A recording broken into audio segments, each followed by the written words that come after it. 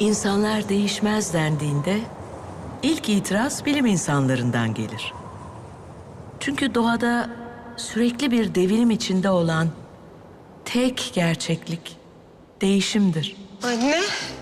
Enerji değişir, evrilir, büyür, ölür. Yenilerini yaratmak yerine anılara sıkı sıkı tutunmak, olanı kabul etmek yerine kontrol etmeye çalışmak doğanın akışına uymaz. Hayatımda hiç bu kadar hafif hissetmemiştim kendimi. Bitti mi şimdi? Yeni başlıyor. Değişim süreklidir. Onu nasıl deneyimlediğimizse bize bağlıdır. Bize ikinci bir şans gibi gelebilir ya da ölüm gibi. Sıkılı yumruklarımızı serbest bırakıp olanı kabul edersek her an hayatta yeni bir şansa sahip olabiliriz. Her an yeniden doğabiliriz.